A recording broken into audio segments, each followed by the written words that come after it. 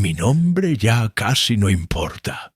Los nombres son para los vivos, para los que tienen un futuro donde ser llamados. Yo, a mis 80 años, soy poco más que un Hugin, un eco en la vastedad del tiempo, el último guardián de un fuego que se extingue. Me llaman Caux, que en la lengua de mis padres significa sombra larga del atardecer. Es un nombre apropiado, porque soy la última sombra de un pueblo que un día caminó libre bajo el sol más austral del mundo. Soy un Selknam. Pronuncien ese nombre con cuidado. Sientan cómo vibra en sus labios. Es el nombre de mi gente, los Onas, como nos llamaron los hombres blancos. El pueblo que nació del frío, vivió del fuego y fue borrado por la codicia. Les hablo desde el fin del mundo, desde una pequeña casa de madera en la isla grande de Tierra del Fuego, donde el viento aúlla los nombres de mis antepasados y el mar golpea la orilla como un puño de dolor.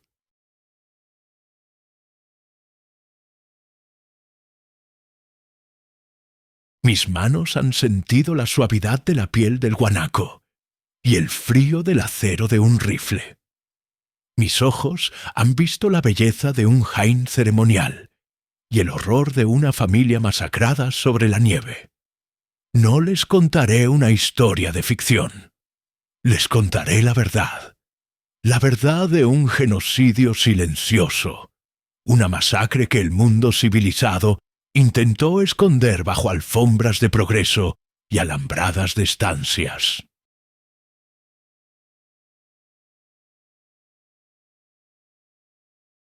Antes de que el humo de nuestros fuegos sagrados se eleve y les muestre la crónica de nuestro fin, permítanme, a esta sombra larga, pedirles un acto de memoria viva. La historia de mi pueblo fue escrita con sangre sobre la nieve, y luego borrada por el viento del olvido. Si creen que esta verdad merece ser escuchada, que las voces de mis antepasados tienen derecho a resonar más allá de estas costas heladas, les pido humildemente que se suscriban a este canal. Cada suscripción es un hilo que añadimos al manto de nuestra memoria, asegurando que nuestro nombre, Selknam, no se convierta en una nota a pie de página en los libros de los conquistadores. Les pido que le den un me gusta a este relato. Su gesto, que puede parecer pequeño, es un soplo de aire que aviva las brasas de nuestro recuerdo. Es un voto para que la historia no se repita, una afirmación de que cada vida Selknam tuvo un valor incalculable.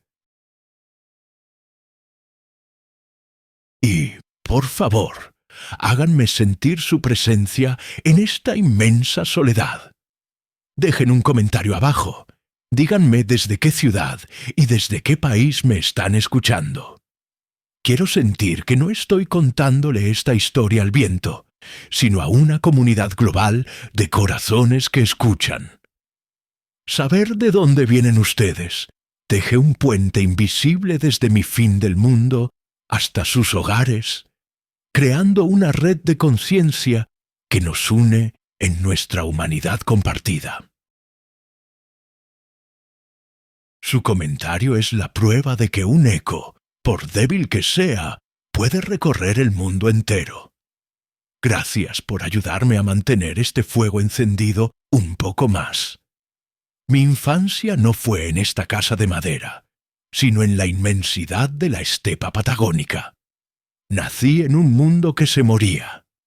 Mi padre, Cthrnen, era uno de los últimos chamanes, un Shoon que aún sabía cómo hablar con los espíritus del cielo y de la tierra.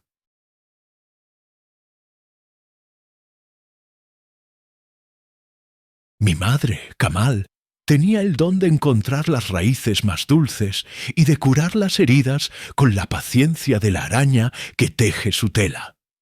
No vivíamos en un pueblo, porque los Selknam no teníamos pueblos. Éramos los dueños del horizonte. Nuestra casa era el cauhui, una estructura cónica de palos y pieles de guanaco que montábamos y desmontábamos siguiendo el ritmo de las estaciones y las manadas. El frío era nuestro compañero constante, un maestro severo que nos enseñó a valorar el calor, y el fuego, el Yekaim, era el corazón de nuestra existencia. No era sólo para calentarnos o cocinar, era un ser sagrado, el centro de nuestra familia, el lugar donde se contaban las historias del principio del mundo, de cómo Kenos, el primer ancestro, caminó por la tierra y le dio forma y ley. Yo crecí escuchando esas historias, aprendiendo los nombres de cada estrella, de cada viento, de cada planta.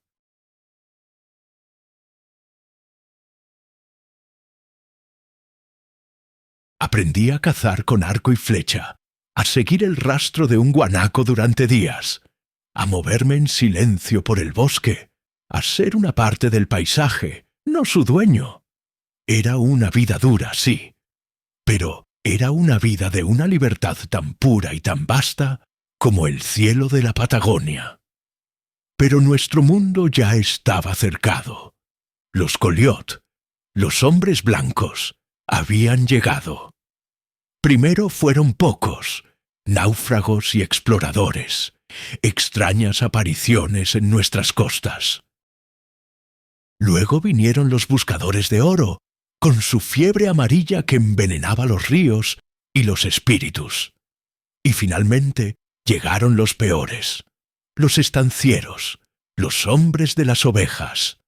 Trajeron con ellos una invención que para nosotros era incomprensible y monstruosa, el alambre de púas. Empezaron a cercar la tierra, nuestra tierra, la que habíamos recorrido libremente durante 10.000 años. Declararon que esas vastas extensiones les pertenecían, que eran de su propiedad. ¿Propiedad? ¿Cómo puede un hombre ser dueño de la tierra? ¿Acaso somos dueños del aire o de las nubes?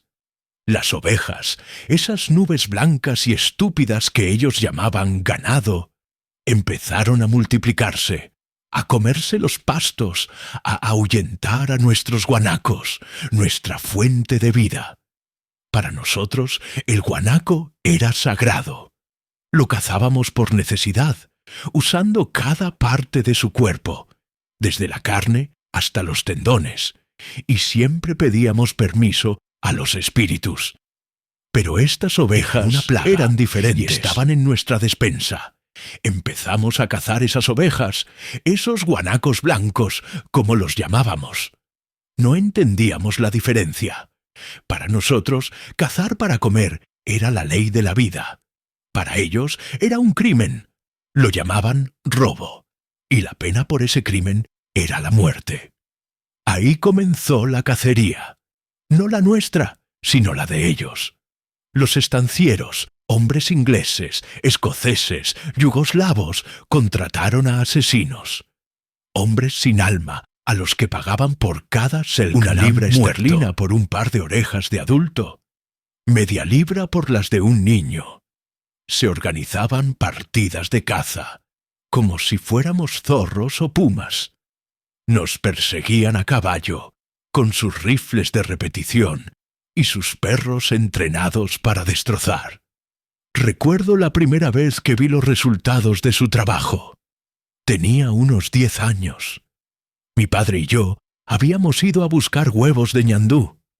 En un claro del bosque encontramos el campamento de una familia que conocíamos. El cauhui estaba destrozado, las pieles rajadas, y sobre la nieve, manchándola de un rojo obsceno, estaban los cuerpos. Un hombre, una mujer, 2 niños. Les habían cortado las orejas. Les habían arrancado el cuero cabelludo. Vi la muñeca de la niña, hecha con plumas de cormorán, tirada a un lado, empapada en la sangre de su madre. Mi padre no dijo nada.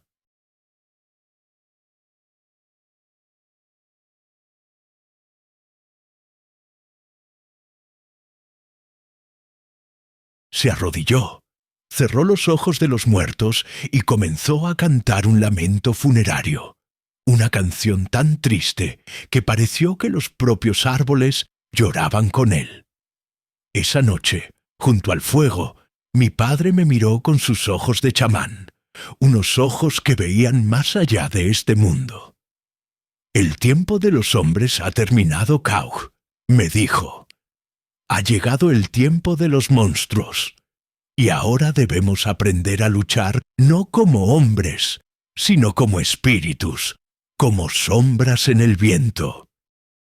Esa fue la noche en que mi infancia terminó, y mi vida como guerrero comenzó.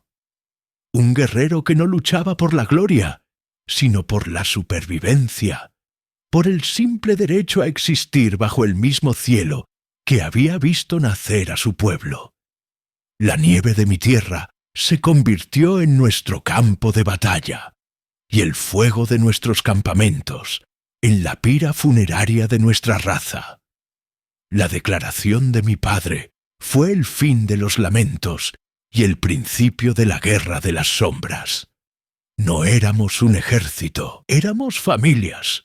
Nuestros únicos regimientos eran los clanes que seguían las líneas de sangre, y nuestras únicas armas, las que usábamos para cazar. ¿Cómo podía un arco de madera de ñire competir contra el trueno de un rifle Winchester? ¿Cómo podía una punta de flecha de sílex perforar la coraza de la codicia? La respuesta era: no podía, no en una batalla a campo abierto, bajo el sol que expone y traiciona.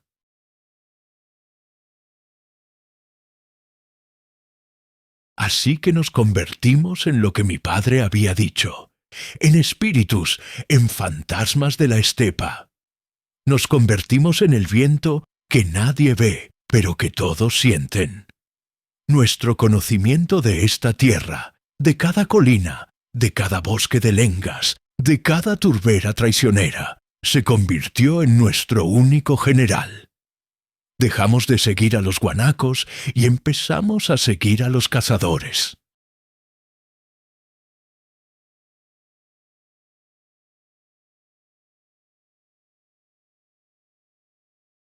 Aprendimos sus rutinas, sus caminos, la forma en que el humo de sus cigarrillos delataba su posición a kilómetros de distancia.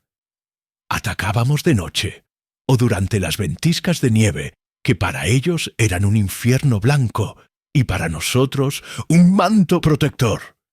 No buscábamos la gloria, buscábamos la supervivencia.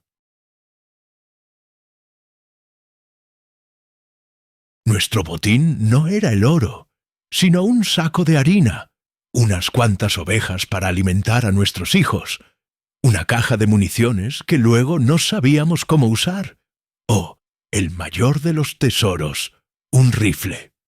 Recuerdo la primera vez que participé en una incursión. Yo era apenas un adolescente, pero mi cuerpo ya estaba endurecido por el frío y el hambre, y mi corazón por el odio.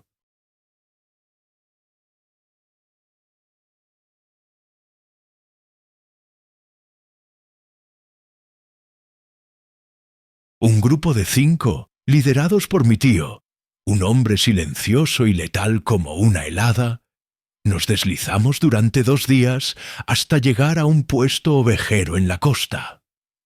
Vimos a los 2 Coliot desde una loma, 2 figuras solitarias en la inmensidad, guardianes de miles de guanacos blancos.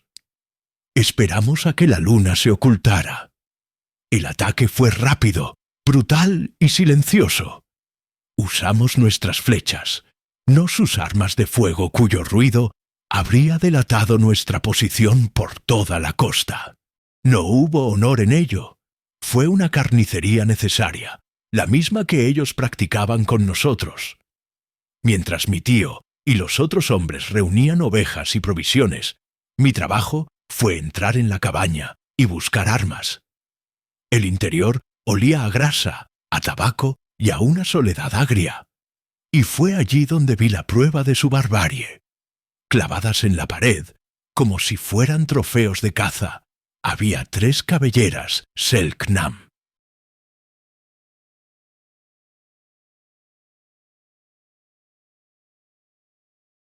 Dos de adulto y una, inconfundiblemente, de un niño, su pelo negro y liso, aún trenzado con finas tiras de tendón.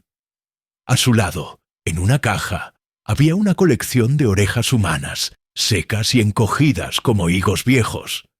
La rabia que sentí fue tan pura y tan caliente que derritió el miedo en mis venas. Tomé el único rifle que encontré, una vieja carabina, y salí de allí sintiéndome un hombre, pero un hombre con el alma envenenada. Aquella noche, por primera vez, pero cada bocado de oveja tenía el sabor de la sangre y la venganza. Nuestro éxito fue efímero. La represalia fue terrible. El estanciero, un escocés al que llamaban el Chancho Colorado, por su cara roja y su brutalidad, no envió a 2 hombres, sino a 20. Vinieron con rifles nuevos, caballos frescos y una jauría de perros entrenados para seguir nuestro rastro. Nos cazaron durante semanas. Nos dividimos, intentamos confundirlos, pero eran implacables. Una mañana encontraron el campamento de mi tío. Yo estaba a varios kilómetros buscando raíces con mi madre. Oímos los disparos, un eco seco y repetitivo que era la sentencia de muerte de nuestra gente. Corrimos, nos escondimos entre las rocas y desde allí vimos el humo. Cuando los asesinos se fueron, nos acercamos. La escena era la misma que había visto de niño, pero magnificada.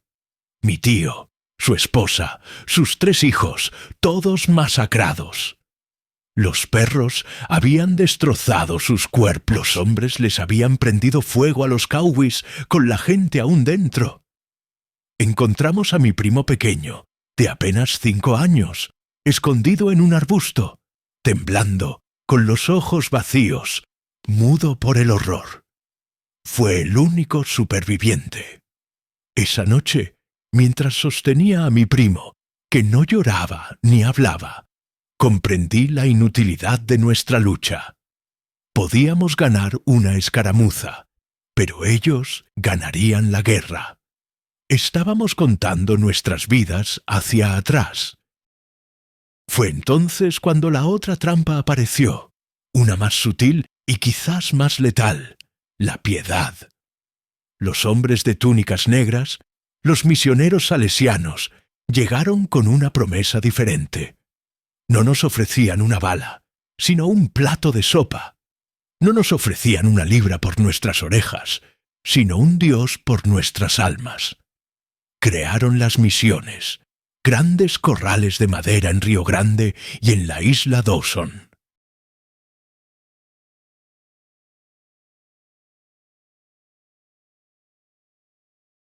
Nos dijeron que allí estaríamos a salvo de los cazadores, que tendríamos comida caliente, un techo, que aprenderíamos a leer y a escribir y a rezar a su Dios de amor. Para muchos de los nuestros, exhaustos, hambrientos, aterrorizados, la oferta era irresistible. Familias enteras, clanes completos, empezaron a caminar hacia las misiones, rindiéndose voluntariamente.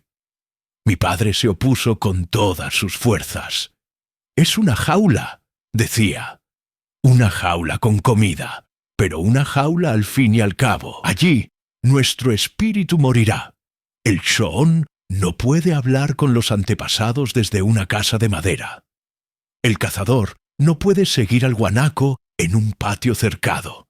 Nos quitarán nuestra lengua, nuestras historias, nuestro fuego. Nos darán un nombre nuevo y una ropa que nos enfermará el cuerpo y el alma.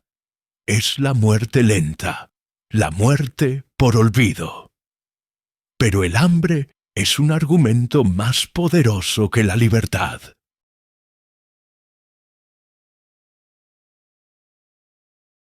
Mi madre, viendo el cuerpo esquelético de mi primo mudo, el que habíamos rescatado, decidió que la muerte lenta era mejor que la muerte segura en la nieve. Hubo una gran discusión junto al fuego, la única vez que vi a mis padres enfrentarse. Al final, mi madre tomó su decisión.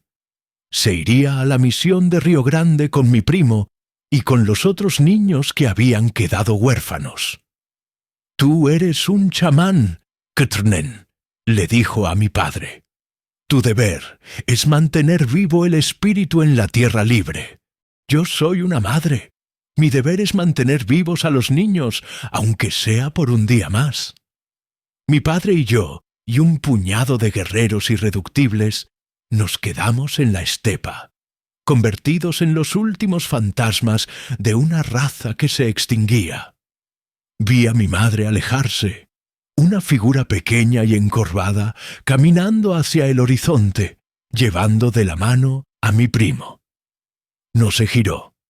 Sabía que si lo hacía, no tendría la fuerza para continuar. Me quedé con mi padre, pero mi corazón se había partido en dos. Se quedó en la estepa helada, luchando una guerra perdida. La otra mitad se fue con mi madre, a la jaula de la piedad, a enfrentarse a un enemigo invisible y mucho más letal que los rifles: las enfermedades de los Coliot, la tos que te comía los pulmones, el sarampión que te cubría de manchas de fuego. No lo sabíamos entonces, pero la elección que habíamos hecho esa noche era solo una elección entre dos formas diferentes de morir. La única pregunta que quedaba era quién de nosotros vería el próximo solsticio de invierno. Los años que siguieron a la partida de mi madre fueron un largo invierno del alma, una estación sin fin en la que el sol salía cada día un poco más débil y un poco más lejos. En la estepa, nuestro mundo se encogió hasta convertirse en un puñado de valles secretos y bosques profundos que los Coliot aún no se habían atrevido a profanar del todo.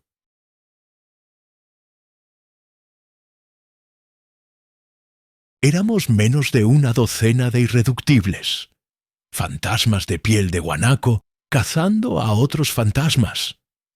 El alambre de púas era la nueva escritura del hombre blanco sobre la página de nuestra tierra, y cada día aprendíamos a leer nuevas frases que hablaban de límites y prohibiciones.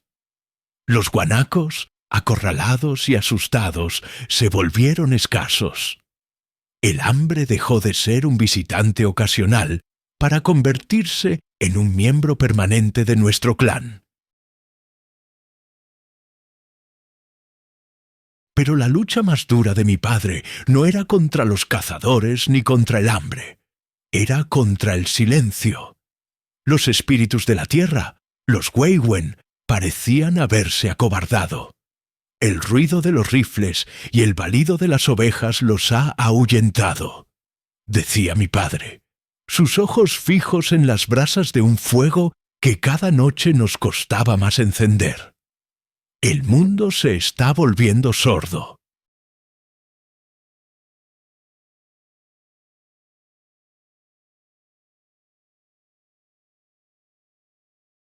Cada ritual, cada canto para llamar a la lluvia o para pedir una buena caza, se sentía más hueco, las palabras rebotando contra un cielo de estaño que ya no escuchaba.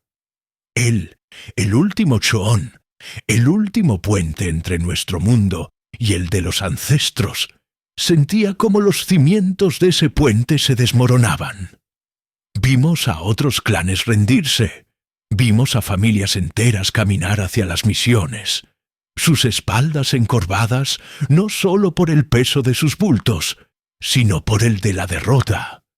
Nosotros resistimos. Nos convertimos en leyenda y en excusa. Para los estancieros éramos la prueba de que los salvajes debían ser exterminados. Para los misioneros éramos las almas perdidas que justificaban su santa empresa. Para nosotros mismos éramos poco más que un recuerdo que se negaba a morir.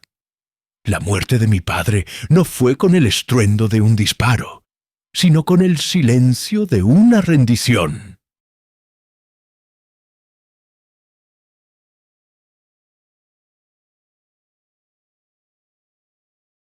Lo encontré una mañana de otoño, sentado frente a nuestro caue, de cara al este, como si esperara un amanecer que ya no le pertenecía.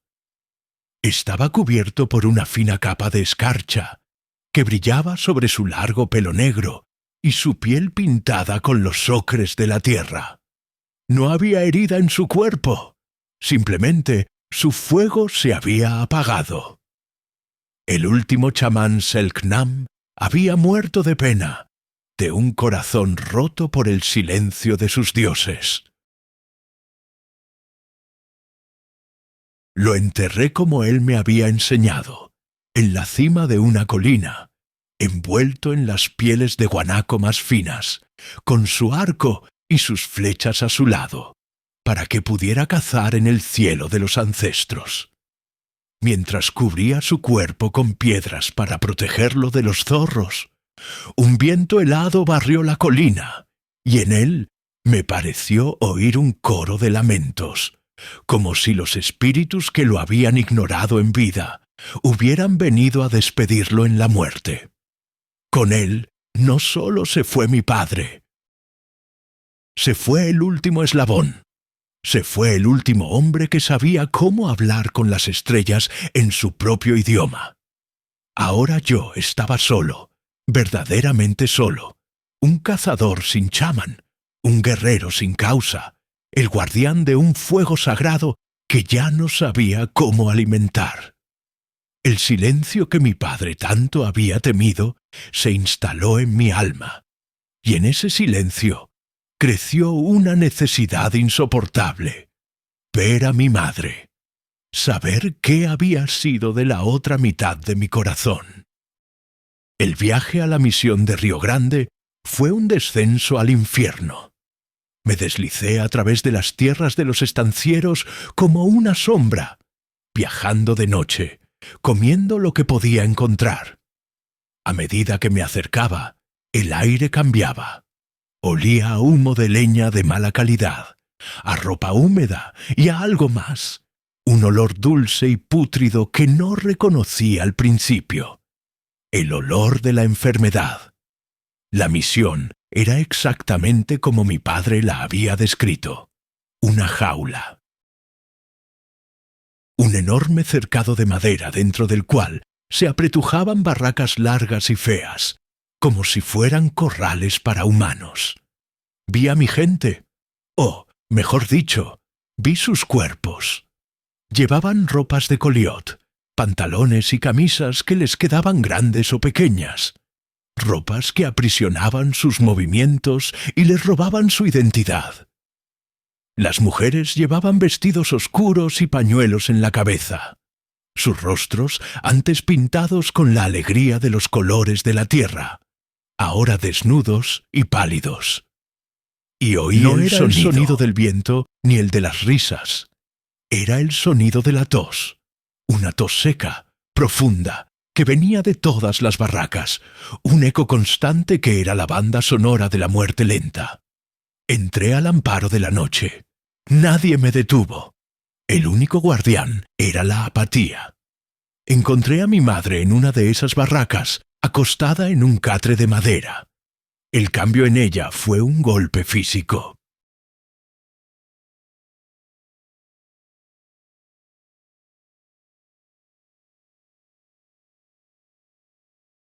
La mujer fuerte que había conocido, la que podía caminar durante días sin cansarse, se había convertido en una anciana frágil y consumida. Su piel tenía la palidez cerosa de la muerte, y su respiración era un silbido doloroso. A su lado, en otro catre, estaba mi primo. Había crecido, pero sus ojos seguían siendo los mismos. Dos pozos vacíos de horror. Y no había vuelto a pronunciar una sola palabra. Mi madre lloró al verme. Lágrimas silenciosas que rodaban por sus mejillas hundidas. Me tomó la mano y su piel ardía. Tenía la tos de la sangre, me dijo una anciana que compartía el catre con ella. Tuberculosis, la plaga de los misioneros. Se la habían contagiado unos a otros, hacinados en esas barracas sin ventilación, sus cuerpos debilitados por una dieta extraña y la falta de movimiento. El sarampión, el fuego en la piel, ya había matado a la mayoría de los niños. Hice lo que tenía que hacer, Caus, me susurró mi madre. Su voz un hilo de aire.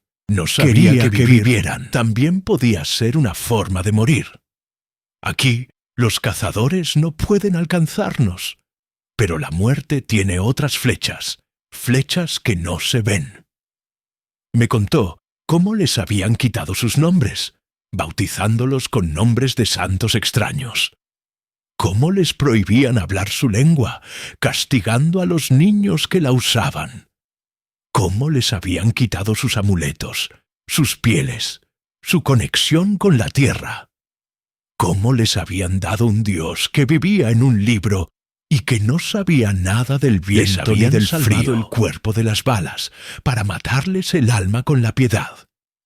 Tu padre tenía razón, me dijo, y en sus ojos vi un arrepentimiento tan profundo como el mar. Esta es una jaula, y el único camino para salir de ella es hacia el cielo de ellos o hacia el silencio. Me quedé con ella esa noche, sosteniendo su mano febril, escuchando su respiración entrecortada y la tos de los otros moribundos a nuestro alrededor.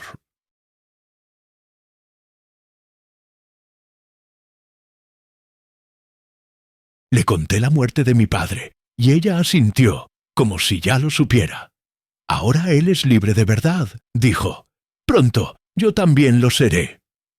Antes del amanecer, uno de los curas me descubrió. No me denunció. Era un hombre joven, con ojos cansados y tristes. Vio en mí no a un salvaje, sino a un hijo despidiéndose de su madre.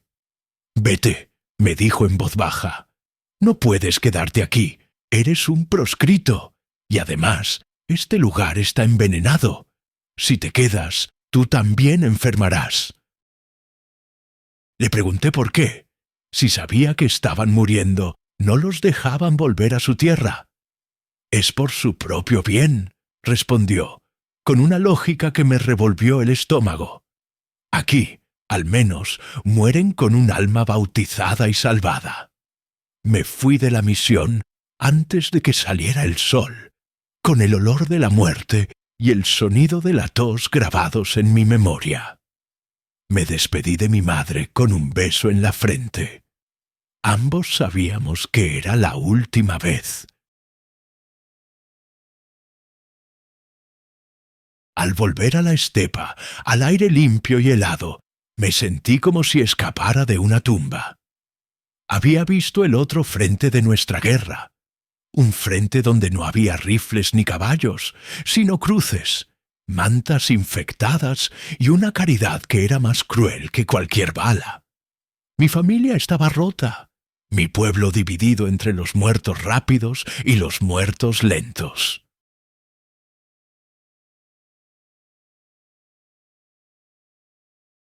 Y yo, Caus, la sombra larga del atardecer, me encontré completamente solo, atrapado entre dos holocaustos, sin un lugar al que llamar hogar, y con la terrible certeza de que, sin importar el camino que hubiéramos elegido, todos estábamos condenados.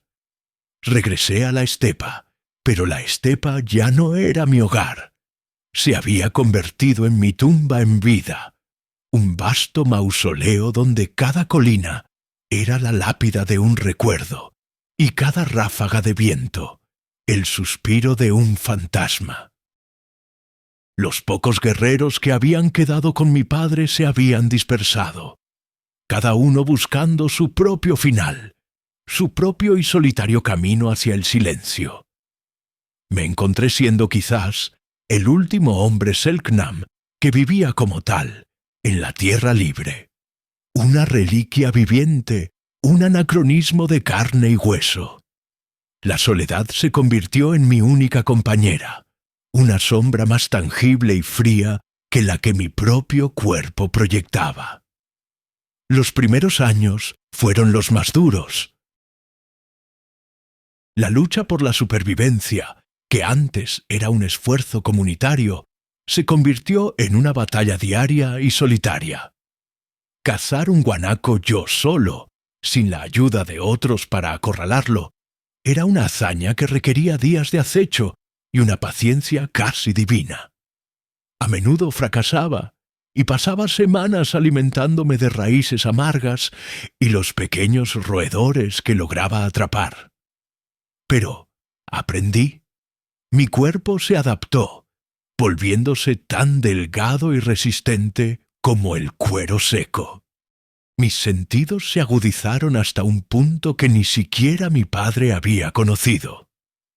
Podía oler una tormenta un día antes de que llegara. Podía distinguir el paso de un zorro del de un conejo por el simple crujido de las hojas. Podía sentir la presencia de los hombres blancos a kilómetros de distancia, como una extraña vibración en el aire, una disonancia en la sinfonía de la tierra. Dejé de ser un hombre y me convertí en un mito. Los estancieros y sus ovejeros empezaron a hablar de mí. Era el espíritu de la pampa, el indio fantasma. Veían mis huellas cerca de sus puestos. Encontraban las trampas que yo dejaba para sus ovejas. A veces, en un día claro, veían mi silueta solitaria recortada en la cima de una colina lejana. Una figura alta, envuelta en pieles, que los observaba en silencio antes de desvanecerse. Dejaron de cazarme. No por piedad, sino por una mezcla de miedo supersticioso y pragmatismo. Yo era uno solo. Ya no representaba una amenaza para su imperio de lana. Matarme les traería más problemas que beneficios. Era más útil como leyenda, como el hombre del saco con el que asustar a los peones nuevos. No te alejes del puesto por la noche, que te puede llevar el último ona, se decían. Irónicamente, su miedo me concedió la paz que mi lucha nunca me había dado. Me dejaron en mi inmensa prisión de soledad. Durante décadas, fui el único habitante de un reino de silencio.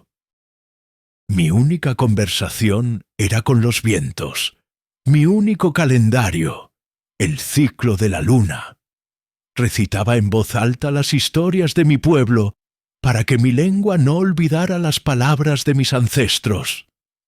Pintaba mi cuerpo con arcilla roja y blanca para los rituales, aunque no hubiera nadie para verlos.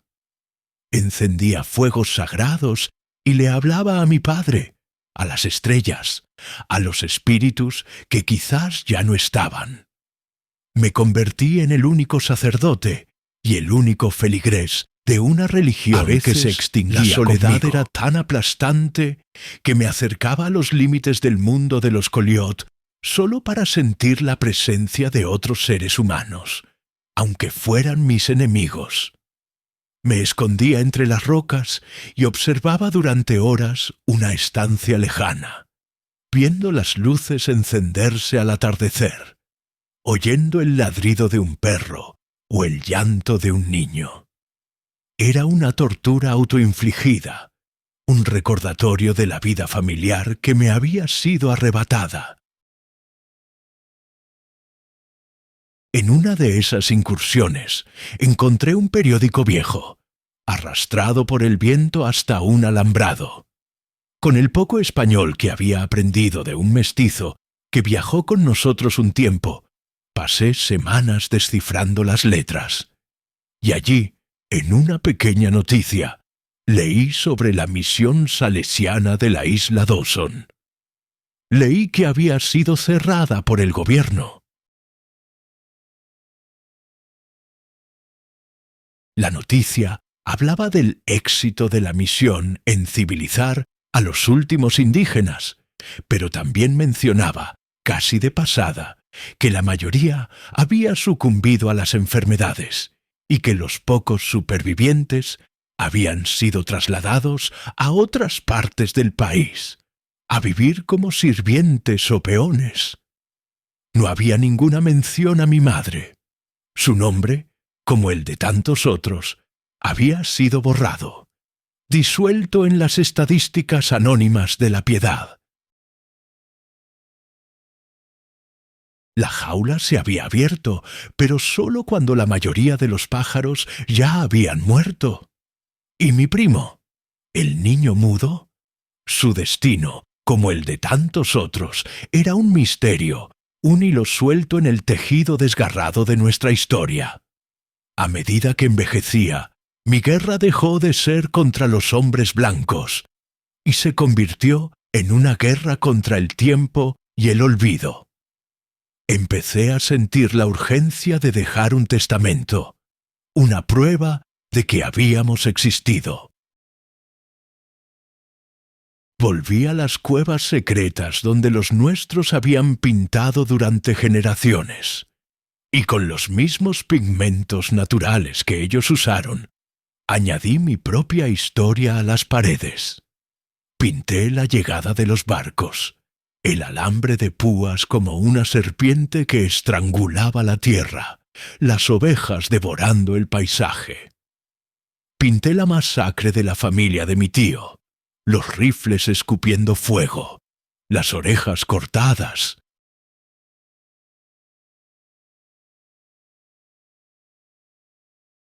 Pinté las túnicas negras de los misioneros, la tos de la sangre, los rostros pálidos de mi gente en las barracas. Y me pinté a mí mismo, una figura solitaria de pie en la inmensidad, con un arco en la mano y un grito silencioso en la boca. No era arte, era un acta notarial. Era un mensaje en una botella de piedra, lanzado al océano del futuro, con la esperanza de que algún día alguien lo encontrara y supiera la verdad. Fui el último cronista de mi pueblo. Mis manos, que habían sido entrenadas para matar, aprendieron a recordar. Hace unos años, el mundo volvió a encontrarme, no con rifles, sino con cámaras y grabadoras. Un joven antropólogo de la ciudad, que había oído la leyenda del indio fantasma, pasó meses buscándome. Me encontró no porque fuera mejor rastreador, sino porque yo, ya viejo y cansado, decidí dejarme encontrar. Me vio como lo que era, una pieza de museo viviente. Al principio, desconfié, pero en sus ojos no vi la codicia del estanciero ni la piedad del misionero. Vi una curiosidad genuina, una tristeza profunda por lo que se había perdido. Me trajo regalos, mantas, comida enlatada, medicinas para el dolor de mis huesos, y me pidió mi historia. Durante meses nos sentamos junto a mi fuego, y yo le hablé. Le canté las canciones, le recité los mitos, le conté la historia de la cacería, de las misiones, de mi padre, de mi madre. Mi voz, oxidada por décadas de desuso, volvió a la vida para convertirse en un torrente de memoria. Él grabó todo, escribió cuadernos enteros, se convirtió en el recipiente de mi eco. Gracias a él, construí esta casa de madera, un lugar caliente para pasar mis últimos inviernos. Gracias a él, ustedes están escuchando esta historia ahora. Él fue el puente que conectó mi mundo moribundo con el de ustedes. Pero su llegada también fue la señal final. Supe que mi tiempo como guardián había terminado. Mi memoria ya no me pertenecía solo a mí. La había entregado.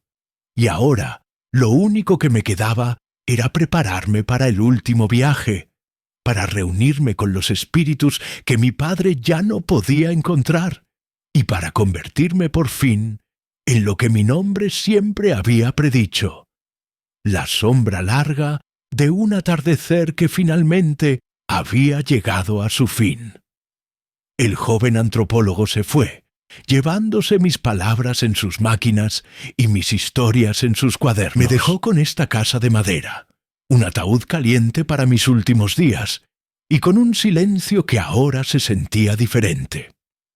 Antes era el silencio de la soledad, ahora es el silencio de la tarea cumplida. Mi voz ya no vive solo en mi garganta, ahora viaja por hilos que no comprendo, a través de mundos que nunca veré. He vaciado mi alma de recuerdos para llenar la memoria del futuro, y ahora no queda nada más que esperar. Esperar a que mi sombra, larga y cansada, finalmente se funda con la noche eterna. Me siento aquí, junto a la ventana, y miro la tierra que fue mía. La veo cubierta por las alambradas, salpicada por las estancias de los nietos de los asesinos, cruzada por caminos de grava por los que corren sus vehículos ruidosos. Han domesticado el paisaje, le han puesto un bozal de cercas y postes, pero no lo han vencido.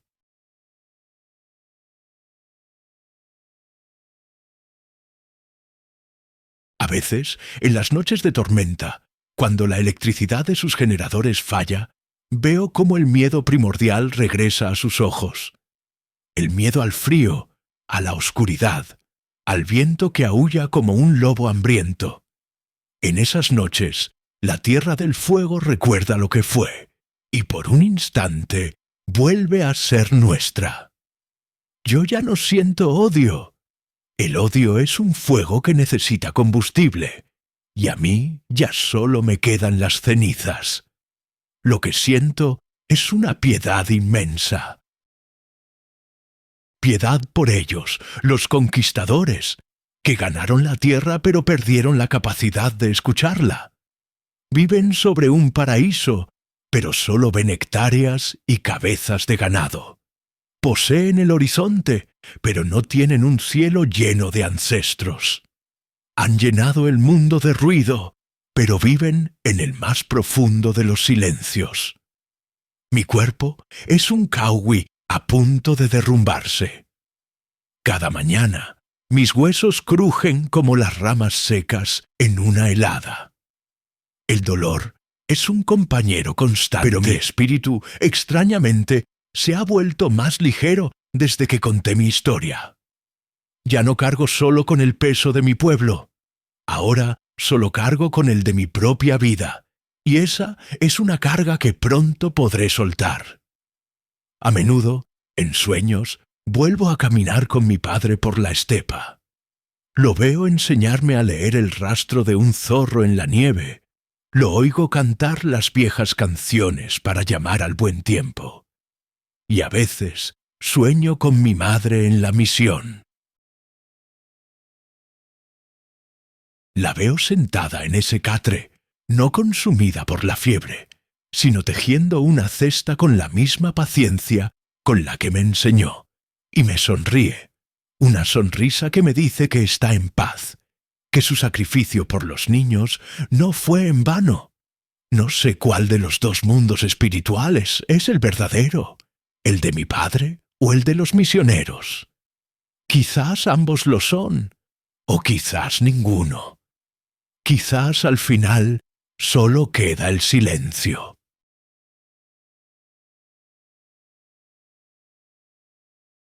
Pero en mis sueños están juntos de nuevo, y eso es un consuelo que mi vida despierta nunca me pudo ofrecer. Pienso en la elección que hicimos aquella noche, la de separarnos, la de morir rápido con un fusil o morir lento con una oración. Y he llegado a entender que no hubo elección.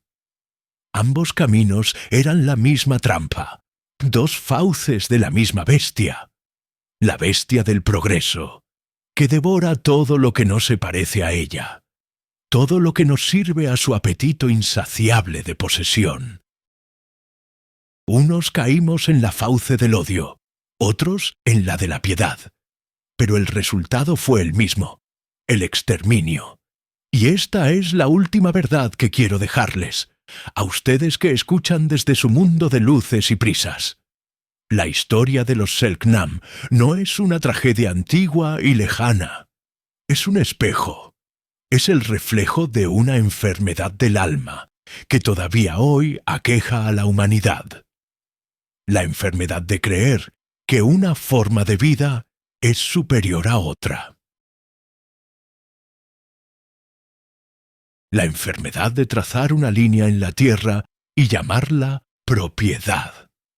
La enfermedad de valorar más el oro o la lana que la vida de un niño o la sabiduría de un anciano.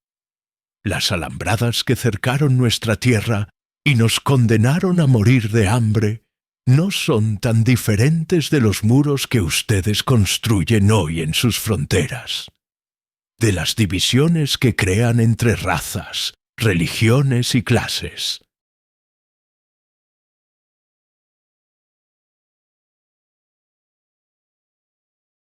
La mentalidad que pagaba una libra por nuestras orejas es la misma que hoy explota a los débiles en fábricas lejanas, la que envenena los ríos en nombre de la ganancia, la que destruye bosques milenarios para plantar cultivos que sólo enriquecen a unos pocos. El genocidio de mi pueblo no fue sólo obra de unos cuantos asesinos a sueldo. Fue el resultado de un sistema, de una forma de ver el mundo que está fundamentalmente rota. Un mundo que ha olvidado que la tierra no nos pertenece, sino que nosotros pertenecemos a la tierra. Mi fuego se apaga. Las brasas brillan con un rojo débil, como los ojos cansados de un animal viejo.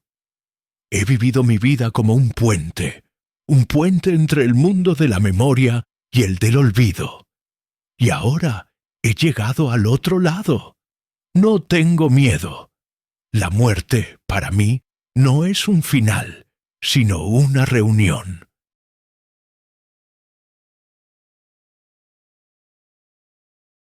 Es volver a caminar por la estepa con mi padre. Es sentir el abrazo cálido de mi madre. Es oír las risas de los niños que jugaban en la nieve. Es, por fin, dejar de ser un eco y volver a ser un sonido. Esta noche no volveré a encender el fuego. Dejaré que el frío de la Patagonia, mi viejo y severo maestro, me reclame. Saldré de esta caja de madera y caminaré una última vez bajo el cielo de mis ancestros.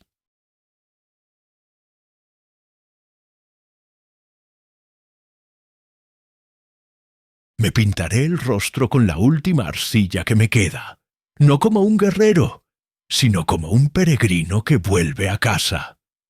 Y me sentaré en la colina, donde enterré a mi padre, de cara al este, a esperar el amanecer. No lloren por mí, no lloren por los Selknam. Las lágrimas no devuelven la vida. En lugar de eso, actúen.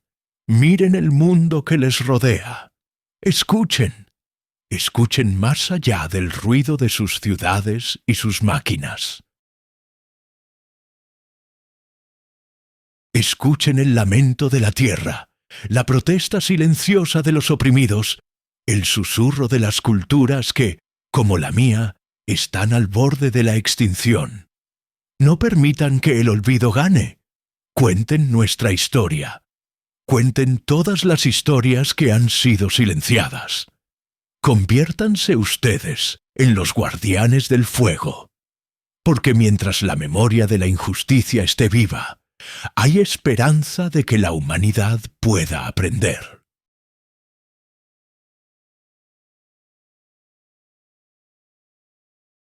Y quizás, algún día, se construya un mundo donde ningún niño tenga que ver a su familia masacrada por la codicia, donde ninguna madre tenga que elegir entre una bala y una jaula, y donde ningún hombre tenga que convertirse en el último eco de su pueblo.